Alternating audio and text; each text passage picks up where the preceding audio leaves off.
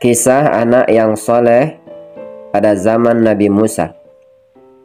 Nabi Musa alaihi salam adalah seorang nabi yang langsung berkata-kata dengan Allah Subhanahu wa ta'ala. Disebutkan di dalam Al-Quran, wa kallamallahu Musa taklima. Setiap kali hendak bermustajab, berdoa, memohon doa kepada Allah, Nabi Musa naik ke Bukit Tursina. Di atas bukit itulah Nabi Musa akan berbicara dengan Allah Subhanahu wa ta'ala. Nabi Musa sering bertanya dan Allah akan menjawab pada waktu itu juga secara spontanitas. Inilah kelebihan Nabi Musa yang tidak dimiliki oleh nabi-nabi yang lain. Suatu hari, Nabi Musa telah bertanya kepada Allah, siapakah orang di surga nanti yang akan bertetangga denganku, atau orang yang dekat denganku nanti di surga? Allah Subhanahu wa ta'ala menjawab dengan menyatakan nama orang itu, serta kampung dan tempat tinggalnya. Setelah mendapat jawaban, Nabi Musa turun dari Bukit Tursina dan terus berjalan menuju tempat yang diberitahukan tersebut. Setelah beberapa hari berjalan, akhirnya sampailah juga Nabi Musa ke tempat yang dimaksud dengan bantuan beberapa orang penduduk yang ada di sana. Nabi Musa pun berhasil bertemu dengan orang tersebut. Setelah memberi salam, Nabi Musa dipersilakan masuk rumah dan duduk di ruang tamu. Namun tuan rumah itu langsung tidak melayani Nabi Musa. Dia justru masuk ke dalam kamar dan melakukan sesuatu di dalam rumah itu.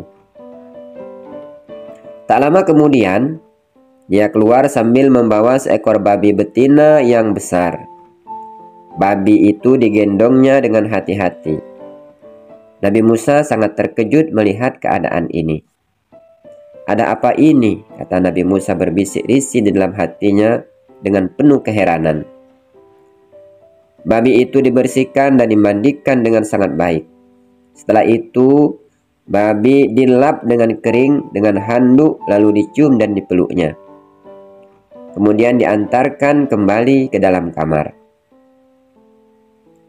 Tak lama lagi laki-laki itu keluar dari kamar membawa seekor babi jantan yang besar, yang lebih besar dari babi betina tadi. Kemudian dilap hingga dikering dengan handuk dan dibelai-belai, dipeluk, dicium dengan rasa haru dan kasih sayang yang melekat di dalam dirinya. Babi itu kemudian diantar lagi ke dalam kamar rumahnya. Selesai kerjanya memandikan 2 ekor babi betina dan jantan tadi, baru dia melayani Nabi Musa. Wahai saudaraku, apa agamamu? Tanya Nabi Musa. Laki-laki itu menjawab, agamaku adalah tauhid. Jawab pemuda itu, yakni dia beragama Islam. Lalu, mengapa kau membelai babi?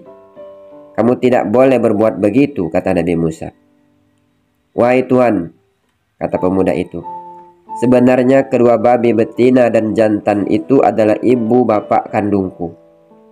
Oleh karena itu mereka telah melakukan dosa yang sangat besar kepada Allah Subhanahu wa ta'ala. Lalu Allah telah menggantikan wajah mereka menjadi babi yang buruk rupanya.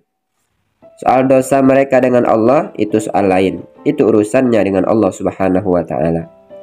Aku sebagai anak tetap melaksanakan sebagai kewajiban aku sebagai anak kandungnya. Hari-hari aku berbakti kepada kedua ibu bapakku sebagaimana Tuan Nabi Musa lihat tadi. Walaupun rupa mereka sudah menjadi rupa babi, aku tetap melaksanakan tugasku sebagai anak yang soleh. Setiap hari aku berdoa kepada Allah Subhanahu wa ta'ala agar mereka diampuni semua dosa yang pernah ia lakukan. Aku bermohon kepada Allah supaya menukar wajahnya menjadi muka manusia. Tetapi Allah masih belum mengabulkannya lagi, ujarnya oleh pemuda ini mengatakan kepada Nabi Musa.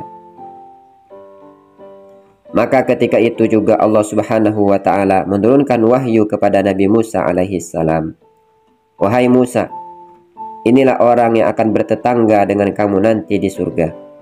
Baktinya yang sangat tinggi kepada kedua orang tua, kepada ibu bapaknya, yang sudah buruk dengan rupa babi pun dia tetap berbakti dan melakukan kebaikan. Oleh karena itu kami naikkan makomnya sebagai anak yang soleh di sisi kami.